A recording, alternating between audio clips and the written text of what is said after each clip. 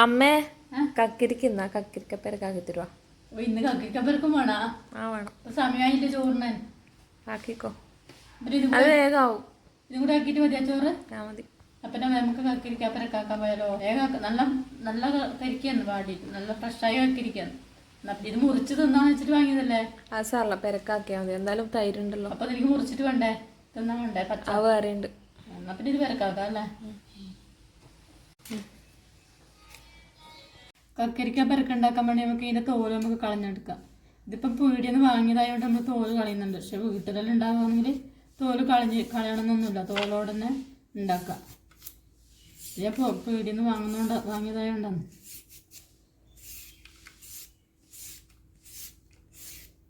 നമുക്ക് കക്കരിക്കൻ്റെ തോല് കളഞ്ഞെടുക്കാം.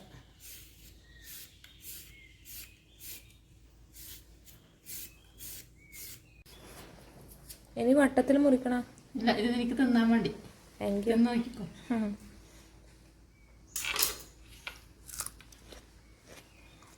നമുക്കിങ്ങനെ കൊത്തി അരിയ.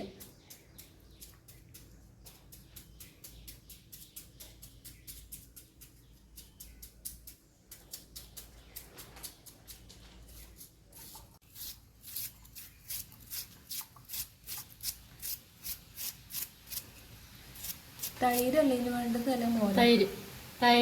തൈര് ഒഴിക്കണ്ട, മോരല്ല. തേങ്ങയും പച്ചമുളകും കടും കൂടി അരച്ചെടുക്കണം. എന്നിട്ട് അതിനകത്ത് തൈര് വയ്ക്കും.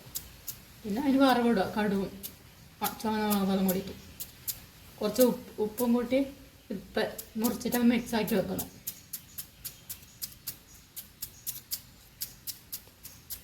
ഇതിനകത്ത് 1/2 സ്പൂൺ ഉപ്പ് ഇട്ട് കൊടുക്കണം. എന്നിട്ട് നല്ലോണം ഇളക്കി കൊടുക്കുക. വേണമെങ്കിൽ നമുക്ക് തൈരെല്ലാം ഒഴിച്ച തേങ്ങയുടെ വെല്ലം ചേർത്തതിന് ശേഷം ഉപ്പ് കുറവാണെങ്കിൽ ഒന്നര ഇട്ട് കൊടുക്കാം.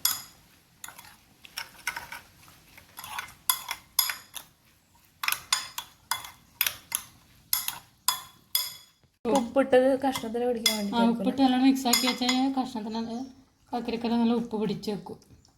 ആദ്യം ഉപ്പിട്ടുന്നു.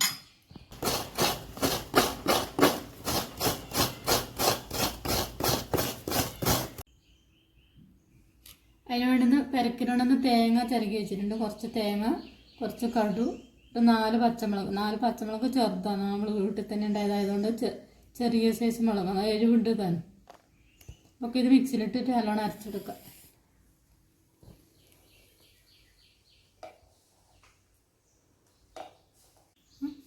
കുറച്ച് വെള്ളം ഒഴിച്ചിട്ട് നമുക്ക് അരച്ചെടുക്കാം. നല്ല നൈസായിട്ട് അരിയാണ് തേങ്ങ. തേങ്ങ അരച്ച് തരാം.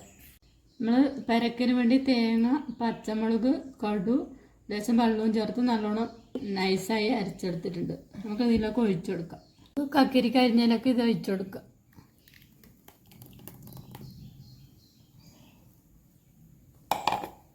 നല്ലോണം ഇളക്കി കൊടുക്കാം.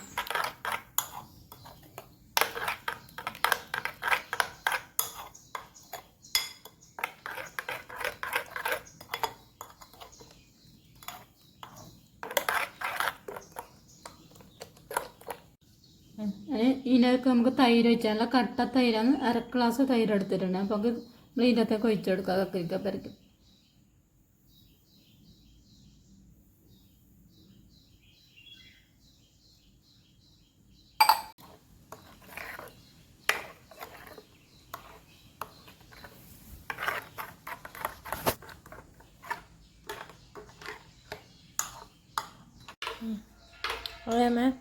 റെഡി ആവാനായി.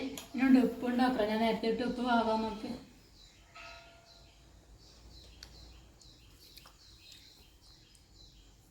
ഉപ്പുണ്ട്, ഉപ്പും പുളിയെല്ലാം ഉണ്ട്. അപ്പോൾ ഉപ്പെല്ലാം റെഡിയാന്ന് മോള് പറഞ്ഞു. അപ്പോൾ നമുക്ക് ഇതിൻ്റെ അകത്തേക്ക് ഇനി വറവ് ഇടവേണ്ടപ്പോൾ പെരക്ക് റെഡിയായി. പെരക്കിന് കടുവും ഉണക്കമുളകും കൂടി വറവിലിട്ടു. വറവലിട്ട് നമ്മളെ കക്കരിക്ക പെരക്ക് റെഡിയായി. നമുക്കിനി ഭക്ഷണം കഴിക്കാൻ പോകാം. പെരക്ക് റെഡിയായി. പെരക്കുന്നു. Thank U.